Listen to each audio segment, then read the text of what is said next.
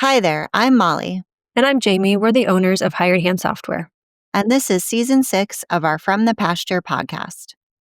For more than 15 years, we've been helping breeders promote their pedigree livestock with our easy-to-use, animal management-driven website software. Each week, we bring you stories from the pasture, breeding philosophies, ranch traditions, cattle knowledge, and conversation with folks using Hired Hand to power their livestock marketing. So settle in for today's episode of From the Pasture with Hired Hand. Welcome to this episode of From the Pasture with Hired Hand. Today we're visiting the rolling pastures of Big Creek Longhorns in Oklahoma, home to a family-built herd of registered Texas Longhorns rooted in faith, hard work, and a whole lot of good humor. I'm your host, Molly Clubb, and I'm excited to welcome today's guests, Austin and Heather Cravens, a couple whose ranch life is filled with muddy boots, quick-moving kids, Longhorns with big personalities, and a few more of did that really just happen moments.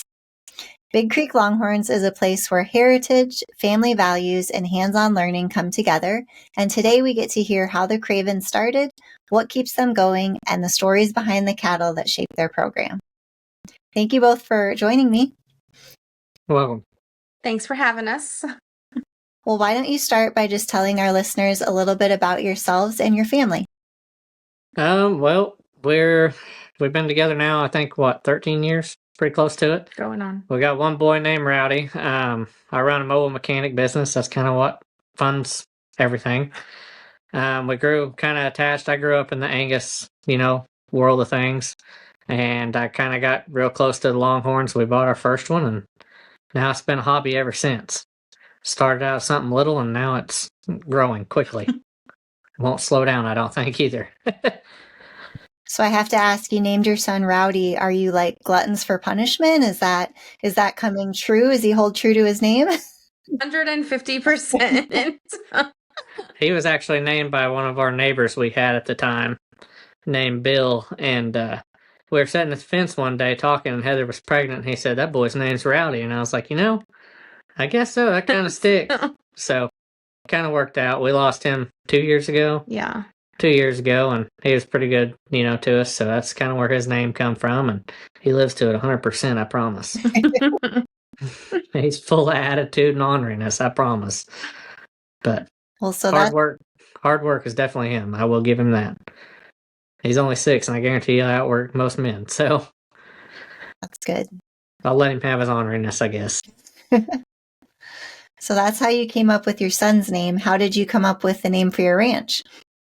So we live actually in between what you would call Cushing and Ripley, and we have a creek that runs through our property, Big Creek. And we had kind of kicked around names, and I've got to give a big shout out to a guy named Mike Kendrick. And he's, we got into this a little bit, and he was like, "You need a ranch name." He's like, a homestead name's cool and stuff like that. And we got to looking, and he's the one that's really helped us. We pushed our ranch name, named it after the creek, and that kind of symbolizes our brand as a symbolized flowing body of water. Mm-hmm. And he's helped us out tremendous. He kind of helped us teach us about the brands. He's like, you want a brand that's clean. You don't want nothing that's going to burn flesh. And he's been a real big help. And that's where, we kind of came up with everything. Which was harder to commit to, the ranch name or the brand image? Ooh, the brand image. Yeah, the brand image, really. I wanted something more. And Mike, he kind of explained to me that it needs to be simple so that when you put it on the cow, it's not a big spot, that it's just easy to read. So I decided, okay, fine, we'll go with the simple one. That's one thing, though, for newer breeders or folks who, maybe haven't grown up around having to brand cattle. It's a really hard concept to think about when you're thinking of your brand design that, if you leave too big of a spot, right, that whole section of hide will fall off. So it's hard to kind of reverse image visualize all of that. Yeah, we actually got quite a few people, or quite a few cows, that are that way, and I've tried to help people. I learn. Everybody else, that comes into the breed, I try to help. I mean, I'm not no superstar by no means, but I try to help them realize, because I don't want to see it, so it took a lot of learning. I'll tell you that. We're still learning. So you learn something new about this breed every day. For sure. Well, your website paints a really warm picture of faith and grit and also plenty of laughter, which I can tell just by meeting the two of you. Can you share a moment that kind of just sums up your daily life at Big Creek Longhorns? Well, the one I can think of the most. So here at the house, when we first got started, we didn't have very good fence or nothing, and it kind of goes back to we had goats at the time. I thought goats would be a great idea. We didn't have a good fence. Well, I had cows out and goats out, and we were all running across, and it was all a big laughter thing. That's just kind of the way we are at the ranch, everything's. We push hard, yes. I've got certain things I like to achieve, but it's more of a family hobby. Everything I don't like. I don't like things to be uptight. You know what I mean? I like easy going, easy flow, and we push things, and that's just the way it is. We all run around, laugh, have a good time. That's anybody that comes down. That's the way we are. We like having a good time. There's always something happening. When we say our cows got a personality, every one of them's different. I mean, there's always something going on, something being funny. We've got one we call her Trisha. She's a halter broke cow, and she's the light of everybody's show. She's always got something. She'll either yell at you or she's wanting scratched. I mean, she's the light of everybody's show, and that's kind of what we base our ranch on. So. Well, tell me a little bit about the day-to-day responsibilities. Who does what? What roles do you play? What is Rowdy's responsibility? Rowdy's water boy. He's dedicated water boy. He still feeds though. When we work cows, he's in there with us. It's always a team effort more than anything. What I would say is sometimes I'm working till 2, 3 in the morning, and she's got to feed. I've got to feed sometimes because she's busy, and we got a couple people that help us out there on the ranch that, sometimes they'll feed. But it's all a family. It's family ordeal. Everybody's in on it. I mean, I will gotta say that there ain't one of us better than the other. So it's hard to pinpoint and say, who does what because it's always anything. I do all the spoiling. All the spoiling. That's what I was just going to ask. Is if you each kind of have a favorite way that you like to spend your time there. We just like to sit and watch them. Honestly, we'll go out there and say, oh, well, we've got things to do. We're just going to feed and hurry up and leave. And it's 2 hours later, and we're just sitting there watching them graze. And that's one of our favorite pastimes is just watching the cows. How do you like to spoil them? Just with lots of treats or? Lots of treats and lots of scratches. We have several that walk up and they put their head down and they're like, right here, scratch where I can't reach. So that's my job. So you mentioned that you started with goats. What made you kind of pivot and decide on Longhorns? Chasing goats. So I got a cow. I bought a cow that was a crossbred cow. She was Longhorn Hereford when I bought her.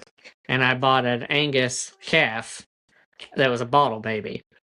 Well, we kind of shifted around, and I posted the Angus calf up for sale, and a lady had a Longhorn for sale.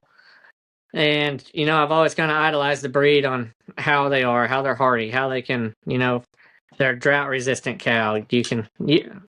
They're basically, they can survive on their own, and that's what they evolved around.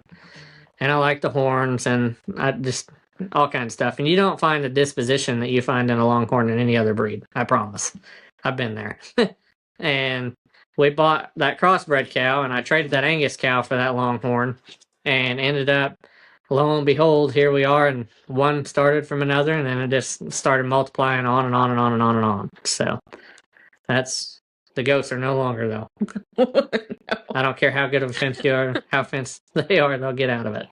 So how did you get started after that first one? Are there some folks that you went and visited their ranch? Did you buy online? We've been to several ranches. I got to give a big shout out to, Josh Denwood. He's helped me along the way quite a bit. Dale Hunt, he came out and actually gave us pinpointers, on what we need. We bought some cows off Dale. And there's several people I've called up and we just talk. And, Scott Pace I was on the phone with last night. We're going to his ranch Friday. And, there's a lot of people in the breed that have been in it a long time. And anybody coming up new, I don't, if you want to talk to them, call them. And that's kind of what we've had to do. And there's things I look for in the cows, and I talk to the different breeders about it. And, there's a big shout out to a lot of people. Don't be afraid to call them. So can you talk to me about a little bit about why you picked out the first ones that you did? I'm a big conformation person and disposition more than I am horn. We've got big horn cows in the pasture too, but I'm not the type of person. I don't want to give up an udder. I don't want to give up a feet. Longhorns, they live and breed till they're 20s. That's what they were grown up and done. And we visited a lot of the ranches, and that's the way I am. If I see a cow with a perfect udder and she holds a calf, that's 500 pounds and holds her flesh, that's what I want. And that's kind of where we've kind of picked from, basically. And we went out to some ranches and stuff, and that's where we've been picking. And I saw some cows I liked, and Josh and Dale both have picked us out and helped us out a lot when we picked them up from them, and that's where we're at. So, Heather, does your eye gravitate towards a certain color or type of Longhorn? I like anything that has a lot of color. I want a lot of variety. But we seem to have a lot of red and white ones out in the pasture. I like the flashy ones though, with the lacy faces, and you just look out there and I mean, I like them all, don't get me wrong, but the flashy colors are definitely my favorite. So when it comes time to make purchasing decisions, I know when we were off camera, you said you're on a buying freeze right now, so we won't go down that path. When you are making purchasing decisions together, are you able to find kind of a common ground or compromise, or how does that work? So I usually, we'll watch sales or go to other people's pastures, and I'm like, I like that horn set, I like that color. But he does all the breeding and checks out all that stuff. So I tell him what colors I want, and he goes and finds it. And we're never on a buying freeze, but we're at, I don't know, probably 52 altogether right now, counting calves, and we're gonna definitely clean some up. We got some that are great cows. Don't get us wrong, but we got some older stuff we're gonna switch out and get some younger stock. But we're always looking, and Not we we definitely are pushing things. We want to better our stuff. We want to be known, and we kind of see what the industry lays out. So we're gonna try to push that way and see what we can do. But I still want to provide.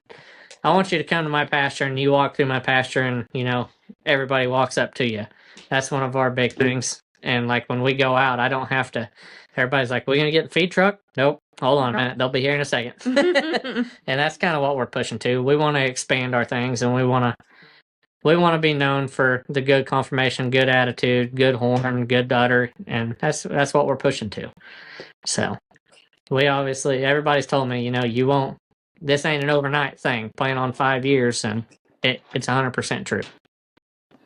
100% true. Well, is there anything that you haven't mentioned yet in terms of what you look for that you feel like ties into your overall breeding philosophy that you want to cover? Really what we're looking for, I like, there's a lot of rapid horn growth, but what I kind of like a cow that'll grow throughout, her lifespan. I want to keep the horn growing. And I always want to change, like any horn structure, she likes certain ones, and I like them all. I like variants, We've got twisty cows. We've got one of my favorite cows out in the pasture we call Rugged Cross. She just hit 90. And she's a twisty horn cow, and she's one of my favorites. I call her Grandma, but she's one of my favorite cows I've got out there. And just perfect uddered cow, perfect feet, holds her weight, cool horns, and that's kind of where we're at with things. I got a variety of everything. That's the easiest way to put it. Well, let's talk a little bit more about variety and especially bloodlines. So what types of bloodlines are you drawn towards as you continue to build your herd? I'm a sucker for EOT cows. I'll be upfront and honest and tell you about it. I really like Debbie Bowman's program. She put out a lot of nice cows. We didn't lack in the horn. Our big bull, Dark Knight EOT, he's a Debbie Bowman Zeus son. and he's an old bull, and it's probably time to move on from him. But it's hard to give up what he gives me. He's he gives us everything. We get color out of him. We've had horn out of him. We've had body structure. We've had good feet, and we can use him on some. You got a cow that's got a bad udder. You can normally clean that up a little bit with a better bull. Obviously, you don't want to put a bull that's got any udder problems in there with her, but we've used him to clean up some cows, and I've been really impressed with the Bowman program. We've got several Bowman cows. One of our foundation cows is a Bowman cow. The Tabasco line that we got from Josh at the Texoma sale. And I've really stuck to her program, and I've kind of, I've studied a lot into it. I've been really impressed. And, I like the Sniper line a lot. Sniper comes out with a lot of clean cows. I'm big on being clean, not a lot of loose skin, a good neck attachment, not a short, stubby neck. And my big thing is the true Longhorn head. I really like the true Longhorn head. One of my favorite cows we probably had before we lost her is actually hanging up there, and that was Boom Jewel. We were going to flush her, and we ended up losing her before we got a chance to.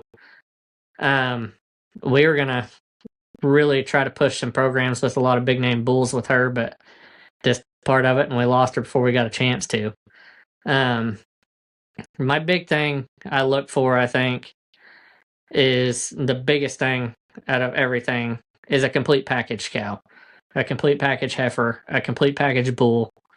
And I think, the DNA thing that everybody's going with in this breed, I think it's really going to lead us there. We'll be able to see our integrity beef scores and stuff like that, and I really think it'll help this breed advance. I really do. That's a pretty historic program that you just got done talking about with the End of Trail Ranch and Mike and Debbie. They've been in the breed for a long time, and they've been able to adapt with it, but still, like you said, maintain those qualities that a lot of folks look for. So it sounds like you were fortunate to get started on the right foot there. I hope so. I hope so. I've sunk a lot of money into this, and I really don't care. We use it to push forward, and I enjoy the cows, and hopefully one day we're recognized as those people. So we chase a lot like that. So tell me a little bit about what your biggest challenge has been in breeding livestock and how you overcame it. Biggest challenge, a lot around here was lease land. When we first started, we live on 15 acres here, and we outgrew that quick, and I was like, okay, well, we'll get lease land and we'll start going. Around here, lease land's kind of hard to come by. I will say that. Around here, there's a lot of big name people, that have lease land that's been locked up for 20, 30, 40 years, and they won't move. I promise. I've tried. And luckily, we've got some pretty good land now that we're able to expand on commercially and the registered stuff. And that's kind of where things have been, was our biggest land struggle. And luckily, we had some awesome people that we reached out to that helped us, acquire land. And there's a ton of people I could sit here and talk for days that have helped with our program and helped with us, as a person. And I gotta say, hands down, that was our biggest struggle is land. What's kind of a milestone that made you feel like, okay, we're really doing this, like this is happening? It started out, we had, I think, what did we start out with? 5 cows. 5 here at the house. We went to, what sale was it? What sale did we first go to? The Texoma was the first sale. Yeah, the Texoma sale. And we sat there, and me and Heather talked, and I said, if we're going to do it, we might as well do it. We might as well not play around with it. And Mike kind of pushed us, he said, you need to decide if you're going to go with a commercial non-registered herd or if you're going to go with a registered herd. If you're going to go with a registered herd, you need to play with the big boys. And I was like, well, fair enough. That's what we're going to do. So. And I think that's when we met Josh Dinwiddie, and he helped us out a bunch. We went to we've been down to his place a few times now and always come home with something. Have there been any innovative practices or technologies that you've added to your breeding program that you want to talk through? Technologies, no. I'm kind of an old school person, to be honest with you. That's just the way I grew up, and a lot of it's, you tracking. I do a lot of pedigree tracking. I take a lot of pride in tracking growth on, our cows and everything. We're always working them. Um, a lot of technology practicing things. So we had a cow, one of our actually foundation cows, I would probably say. It's going to sound weird. She come down with cancer on us real bad, and we thought we were going to lose her. And I got to talking to a lot of people here, and talking to actually one of our doctors, my personal doctor, and he's big on natural medicine. He's like, you should try benzene, and we tried Safeguard, and I actually saved her with Safeguard worm benzene pellets, and that's a lot of our technology is still the old school way of things, and like I said, we're trying to adapt into the DNA stuff. We've got some stuff DNA on file. The biggest thing is old school ways, and maybe I'll come out of it, maybe I won't. It's just the way I was raised.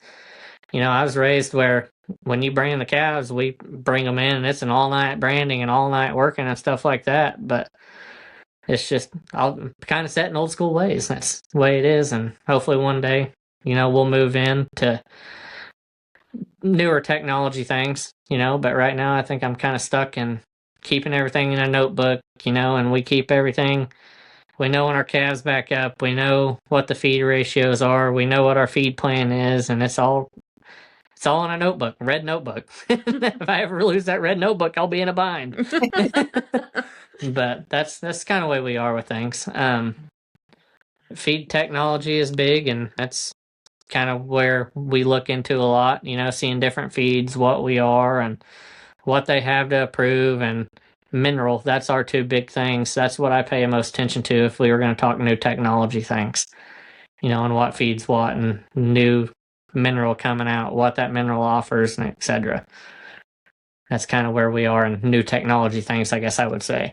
So I feel like feed and nutrition is something that folks a lot of times will guard pretty closely, right? Mm-hmm. Are you willing to share any more information on, what brands you're using, combinations you're using, what's worked, what hasn't?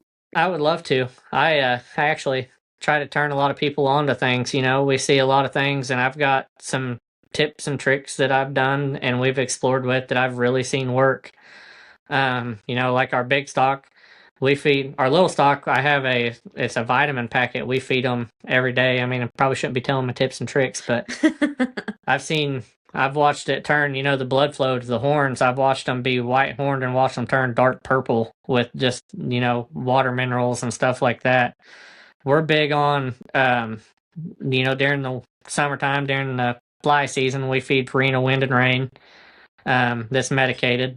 There's some people that are against that, try to stay the natural ways, but we're big on that. It helps treat foot rot. It's one of the preventative steps in that, and it helps keep the flies off of them, helps keep the flies from, making them sick, stuff like that. Anaplasma is a big thing. A lot of times we had a couple cows that I helped another ranch with. We seen foot rot because of the rains like crazy out there. And, just being the preventative steps with good mineral, good feed, it really helped prevent us from that. I think we had one cow out of the whole rainy season get foot rot. And, big thing we push cows. So, like, I guess our show feed program's a little bit different when we're doing futurity animals. We feed 5 pounds a day. That's what they get fed. And we have a bull. He's going to be really nice. He's 2 years old coming up. He's a partnership bull with us and Mike. First time heifer, and he's never been on creep. Normally we have creep out, but he was not a creep, and he was, first time calf out of her, and he's real fleshy. And we've been feeding our show feed mix. We have a Stillwater Milling's got a thing we call house mix. It's full of DDG, corn, wheat mids, stuff like that. And I've tested it out. It tested like 17% protein, but it's high in fat. And the vitamin pack they put in it is outstanding. And we've seen really good luck in our futurity animals that way. Another one we feed, our regular cows are on DDG cubes. We've seen an outstanding, cows backing up 60 days, 50 days on the regular on good mineral, good feed. And that DDG cube works very well, and it's still reasonably affordable. And that's the sum of our feeding program. And we try not to overfeed our cows. We try not to overfeed our futurity animals. We want you to see, most of the time our bulls are coming off pasture to a futurity. So how you see them there is how you're going to see them in the field in their working shoes. And that's one thing I really push towards. If we bring a heifer, I don't want her overfed. I want her coming off the pasture, maybe 5 pounds of feed a day. That's what our whole herd gets. And I want you to see that. And that's what we really push towards. I don't want to hide nothing. I'm not that person. I want you to see up front what you're getting. And I want you to see how they're going to grow. I want you to see how they're going to maintain, raise a calf. And that's just the way we are. So how you came to today's feed brands and rations, was it just kind of a learning process, trial and error? Did you get some word of mouth recommendations to get started, or tell me a little bit about that? I was in the Angus game with my grandparents, and we really pushed, different feeds and watched different feeds and stuff like that. And Mike, Mike Kendrick again, here he is. That's what he went to college for, and he really helped pinpoint us in things. And, he helped me adapt and learn what I needed to learn and look at feeds and stuff like that. And it's really, really, really helped push, everything to the next level. And there's a lot of things I think, that we all should, people as, breeders should help each other. Everybody keeps it hid, but I don't think so. I think if anybody ever wanted to call me and come look and see what I do, come on. I want everybody to be successful in this. Nobody needs to hide anything. So Heather, are you picky at all about the treats that you give when you spoil them, or any special formulas there? No. So I used to actually they had treats for cows at Tractor Supply, and then they quit carrying them. So they usually just get cubes. I usually just have them in my pocket, but they know that they're there. So they're not too bougie yet or anything. No. With brand. No. I will say though, we've even tried the alfalfa cubes. Yeah, no. They don't want anything to do with them. I feel like maybe if you guys were a little bit further north, they'd appreciate those, right? Yeah, probably. Yeah. For sure. But I did feed them alfalfa pellets the other day on their hay, and they were all right with that. But no, they're all about their cake. If they can get cake or a treat, oranges. We've seen oranges work, or carrots. Carrots work pretty good. They like donuts too. They do like donuts. We've got one that she's a McDonald's French fry eater. Okay. 100%. She get McDonald's French fries, you better be ready because she's coming. She can smell them. Like salty, huh? Yeah, guaranteed that. So we got a variety of different characters, and anybody that ever wanted to come to the ranch, I'm telling you, they'd be shocked. It's entertainment. I would say free entertainment, but there's nothing free about it. Well, you mentioned when we were talking about nutrition and then also some of your breeding philosophies, you have mentioned futurities a couple of times. Yes, so let's talk a little bit about just the Longhorn community and networking and futurities and events. How important do you think community is within the industry? 100%. Huge. And I think it needs to stay tight. There's a lot of us out here, and there's a lot of new breeders coming in every day.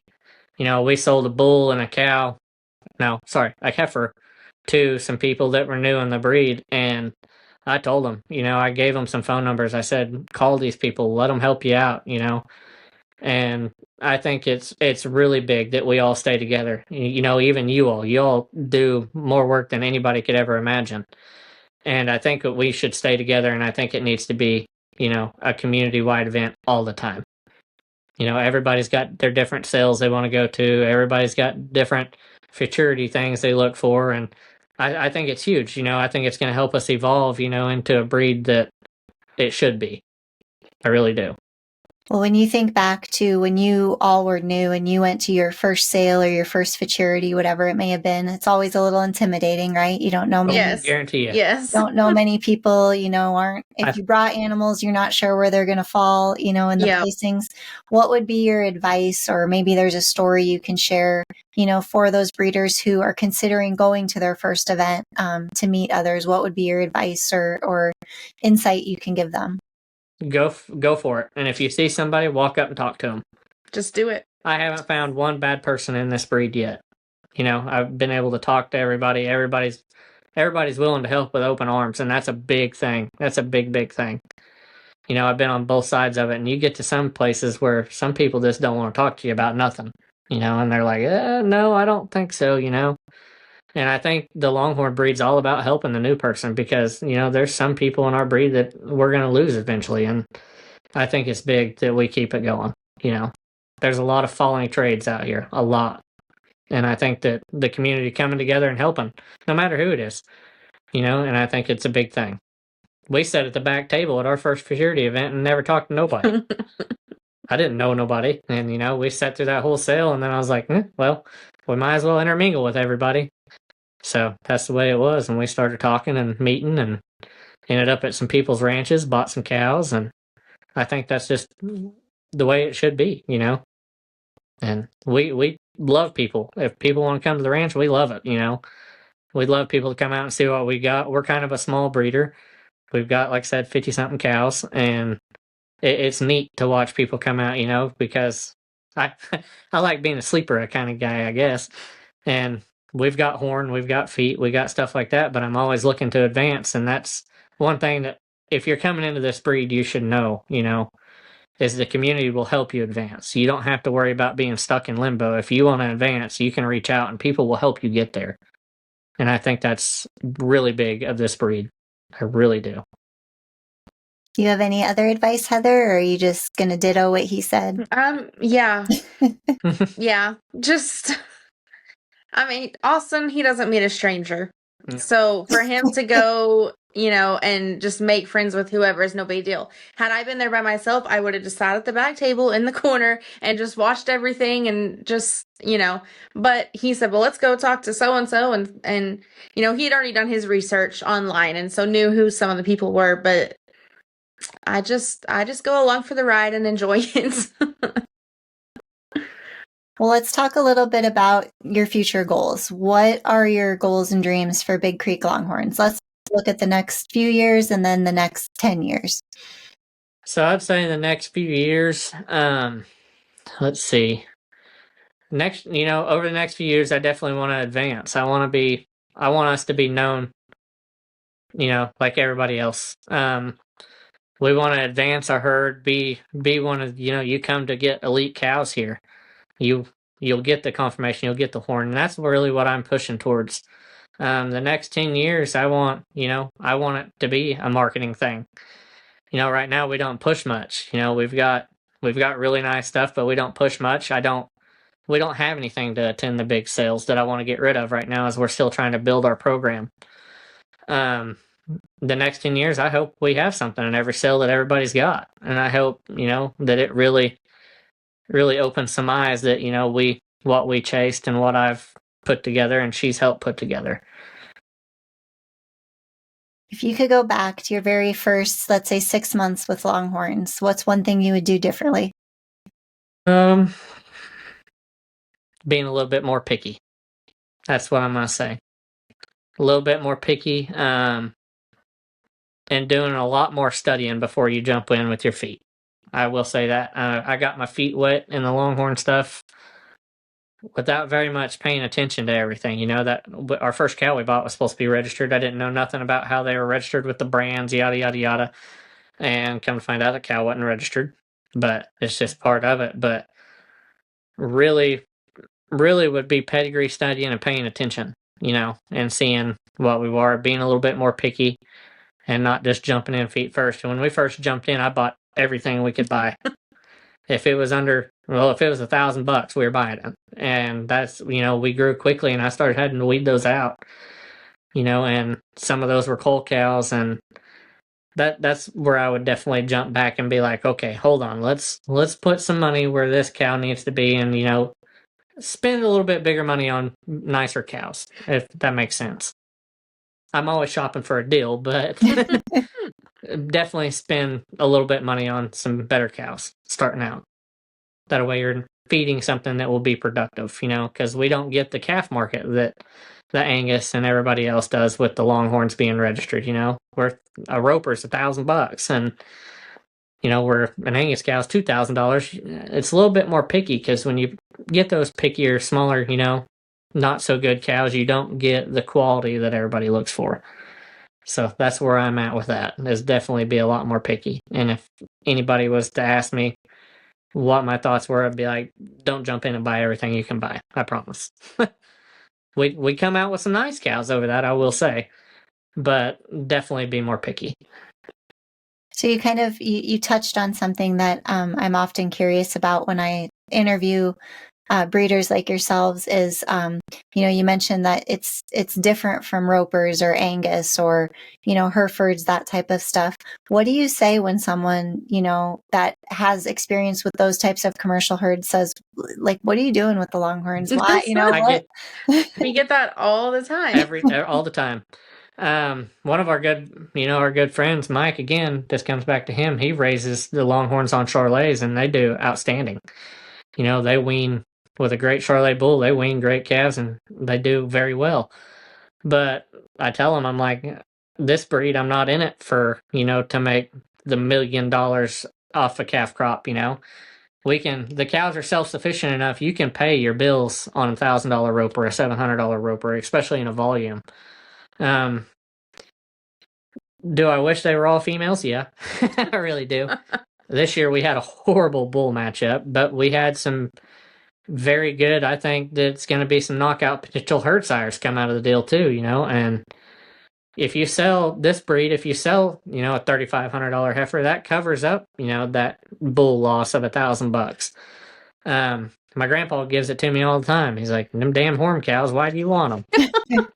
And he's like, can't make no money on those. And I say, well, it's more of a traditional thing, and it's a different lifestyle, like to show Angus and show Charolais, Simmentals, stuff like that. It's the same ball game.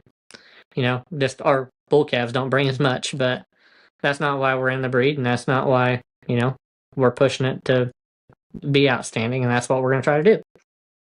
So. All right, Heather, this one's for you. Tell me your funniest Longhorn related story to date. Oh man, there's a lot. I mean, I'll take more than one. We have a while. Go for it. Well, so okay, just last week actually, we were we had a flatbed trailer we were unloading hay off of, and the tractor wouldn't start, so we were having to push it off. And we turned around, and one of our heifers, she's up on the trailer with us, eating the hay. Let's see what get some else. Pictures or video of it. I did get a picture of it before the truck pulled forward and she got scared and she jumped off. What else? Oh goodness, you put me on the spot and now I can't think of anything. Have you guys ever bid against each other at an auction or on Hired Hand Live? Mm-hmm. Yeah. I stay away from the online auctions. I bought one on accident. Oh. Well, and then he's bought one on accident, but then they both turned out to be wonderful cows that are some of our favorites. Now, here's what I always ask folks when they use the on accident excuse. You have to push the button like 2 or 3 times. Are you sure it was an accident? Well, so these ones you had to swipe. I was on your auction where you got to swipe, and I was logged in watching it, and I was sitting there messing with her like I was going to buy it. And I swatted his hands, and when I did it, his finger dragged the thing across, and nobody else bid after that. So, And then the other one that he bought, he says it was an accident. I don't know for sure.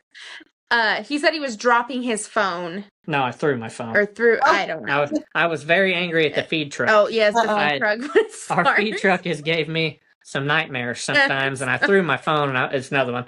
I was on the swipe thing, and I threw my phone, it threw down, and it swiped, but outstanding cow. I'm not going to complain. She just turned 90 inches. She just got to 90 inches. So no, she's not at 90 yet. She's mid-80s. No, that was Lion Catcher that you bought. Oh, yeah. Mm-hmm. Yeah. Heather's keeping very nice. Yeah, she's a very nice cow. We should by the end of... no, I'm sorry. I had Lion Catcher was the one I bought. Yeah, I bought... Mellow Yellow was the one that he bought. Well, she ended up being an embryo cow, and she's a perfect cow, but... She's one of our favorites now. It all works out then. Yeah. She's another one that's got to be in your business 24/7. I call her my pocket picker. But she's a helper. We should theoretically, hopefully by the end of next year, we should have about 9 cows at the 90-inch mark, and we're excited for it. We'll see what happens, and we'll go from there. But It's awesome. Congratulations. thank you. Well, let's do a few rapid fire questions here. So one answer from each of you. You can't discuss and agree on it. You can each have your own. Okay. All right. Okay. Morning coffee or evening sunsets on the ranch? Evening sunsets for me. Morning coffee. All right. Favorite workday, ranch day song or playlist? 90s country. Yep. I like Definitely it. 90s I like country. it. Who's your favorite 90s country star? Shania Twain. Okay. Yeah, same. Not gonna Going accept for that. Okay. What's one farm task you probably shouldn't, but you secretly enjoy doing it? Branding. Horn measuring. Worming. Working the cows. I'll say that. So everything. Yeah. Yeah, I really enjoy it. You never know what you're gonna get, and it's exciting sometimes. It gets Western at times, and then sometimes it don't. But it's always teaching, our boys out there, and everybody's always learning. And that's a big thing for me. It's a big thing. What's one thing you always carry in your pocket? A pen. Don't know why, but It goes with that red notebook. That's why. Yeah, 95% of the time there's a pen in my pocket. My phone. Oh, that's usually what I have in my pocket, or a And knife, cubes. You because said you had cubes, right? oh yes, yeah, yep. Yeah, if you're at the ranch, you got Yeah, cubes in that's your pocket, true. no matter who you are. Especially if we're working cows, I gotta keep them, because I feel bad for them when they get put in the chute. I have to give them treats and let them know that it's okay. If money were no object, what's one thing you would add to your ranch?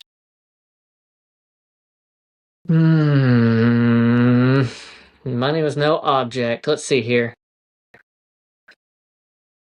Probably indoor working facilities and indoor facilities for the cows. Like full on working pens, Yeah. everything inside. Okay. Yep. I'm gonna have to piggyback on that one. Yeah. Air conditioned? Yep. Air conditioning, And heat. heater, the whole 9 yards. All right. I got a good taste of the cold last year. We actually stopped breeding to calf in February. I will not ever do it again. We lost a calf, and then I ended up pulling a calf in about -10-degree weather, and I will never do it again. Never. Nope. Out of our first cow, actually, the crossbred cow, she had a huge Longhorn calf, and I ended up pulling it, and I was like, nope, we're done. We're not going to calve in February no more. So What's the average winter temperature there? it's all over the place. Our seasons have been so weird the last 3 years that you never know what you're going to get. Like today, it's like 60 degrees outside. And then this weekend, it drops into the 30s. And then Usually though, I remember like as a kid, it didn't get this cold. Yeah. But like this past February, we had wind chills of -17. And that's some Iowa weather right there. Yeah, exactly. Yeah. Yeah, it was rough. And that's when we were out there. He was pulling a calf, and we had lost one the day before. And normally I would say, 20s for the winter is normal for us. But these last couple of years, it's not been normal, and it's been rough.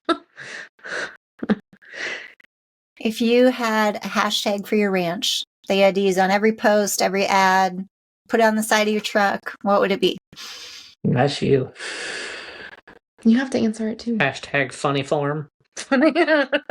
That's what we call it, is the funny farm. So that's a good one, yeah, actually. Yeah. Yeah. You can go with that one? Yeah. All right. Couple more here. What would your ideal herd size be? I'm happy with where we're at. So 50-ish. 50 mama cows or 50 total? 50 total. 50 total. Yeah. I like to keep the mama cows around like the 30 range. Yeah. You can be a lot. If you can get the numbers, I'm gonna touch it this way real quick and simple. If you can get the numbers, you can gamble a lot more. I will say that. And you don't you can mix anything. You can make anything happen, and you can do that with numbers. But I really like being hands-on with my cows, and I don't feel like you can do that with big herds like that. Well, I'm with mine every day. I see mine every day for at least 2 hours. And when they are at the house, when our heifers come to the house for the weaning pen, I'm out there 3 or 4 times a day if I'm at home. And I think that's a big part on making, the disposition and stuff like that the way it is. And I really think probably, yeah, I'm going to go with 50 to 60. Okay. All right, last rapid fire here. If you could only attend one livestock event every year for the rest of your life, which one would you pick? Horn showcase. Yep, hands down, horn showcase. What holds a special place in your heart for that one? You see everything from around the country, around the United States, you get to see where everybody's at measurement wise. You get to see a lot of animals, and you get to see a lot of people. Bull Alley, it's a fun event. Yeah. Hopefully we get one of our bulls in there in the next couple of years. We had one on lease come back where he wasn't, where he should have been, and he was recovering. But I really hope that, we can get one in there, and I think that's a cool event. The concert, it's just an overall... Just all of it, yeah. It's fun. For a 3-day event, it's a blast. I will hands down say it. Yep. Well, let's switch gears and talk a little bit about your website and some internet marketing here. So, you all have mentioned how much personality your cattle have, and it's talked about quite a bit on your website as well. How has having a website helped you share some of those stories? We can kind of pinpoint now. Before it was all pictures of the cows from a cell phone, and then I would have to go in and show people, like take a picture of the pedigree or whatever and send it to them. And the website's helped us greatly, advertising, and I can click, if I want to pinpoint a cow. Like last night, I sent a cow to a lady, and you just, you send them the pedigrees there, or measurements, or prodigy, however you say that word. Progeny. And it really helps. And when you can click on y'all and you can take it to the mother, you can take it to the father, and you can just go down that line and see the prodigy of everything. It really, really helps. It really does. And I think it helps with me with my studying a lot too, because I'll start going down the family line and looking at the family lines, how their babies look, how their mom's babies look, how their dad's babies look, and look at everything. Does that mom have a perfect udder? And just things like that. We've got a cowgirl up. She's out of an EOT cow, Cadillac cowgirl, out of GL Painted Savage. And, that's kind of how I tracked her. Is we went back in, you could see her sisters that were still growing horn at 12, 14 years old, and they're in their 90s, and her mom's in her 90s, almost to her hundreds. And it really helps. It really, really helps. And I think if people don't have a website, they should. We waited a long time for that, and I really think that we should have done it in the beginning. I really do. Now that you have your Hired Hand website, what do you enjoy most about it? Like, what's your favorite feature to either go in and update or to utilize on the back end? Let's see. Really tracking progress. I mean, it really helps tracking progress too. I guess that would be one of the new technology things you said. It kind of helps track, horn progress, prodigy progress, and stuff like that. I really think it does help keep track of things and birth dates and calves and everything. I think it really helps with that. How many hours a week do you think you spend looking at other people's Hired Hand websites? That's a lot for my hubby here. In downtime, he's not scrolling Facebook. No, I look over and he's on, this ranch and then going to this, and that's what he does in his spare time, is studies cows. I enjoy it more than I do scrolling through social media. I mean, I hate being that way, but. What do you think that the last three websites you looked at were? Well, I looked at Pace yesterday. Mm-hmm. I think I went through Dale's last night again. And then I caught myself back on RTG's website. We bought a cow from them at the Legends. Okay. Legends sale. And I kind of been Cassie's girl. Oh, yeah. And I've been kind of keeping track and looking to see what they got. And you never know.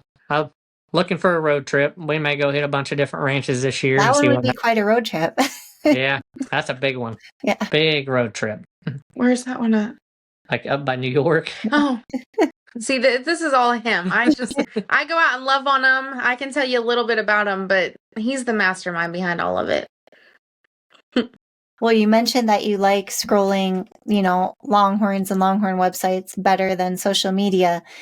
Did you know, Heather, maybe you'll kill me for telling him this, but Oh no. on our Hired Hand website page, we have what's called a resources page. And did you know that you can scroll through every photo that's been updated in the past week, every measurement that's been updated in the past week?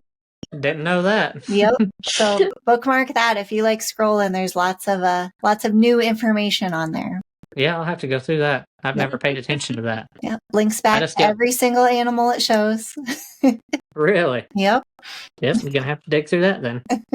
I'll be in a rabbit hole later tonight, I promise. There you go. Sorry, Heather. That's okay. There could be worse things, right? There, absolutely. Absolutely. I don't know about more expensive though. It's an expensive hobby, but that's okay. Yeah. Well, I feel like we covered a lot of ground today. Is there anything that I haven't asked you all about that you want to make sure our listeners know about your ranch or your breeding program? No, I think we pretty much touched on everything. If anybody wants to come out, feel free to reach out. Reach out to me on Facebook. My number's on Facebook from all the Longhorn groups, I promise. Reach out, come look, We'd be happy if somebody wants to come down. If they're from a long ways away, I'll put you up in a motel room for the night.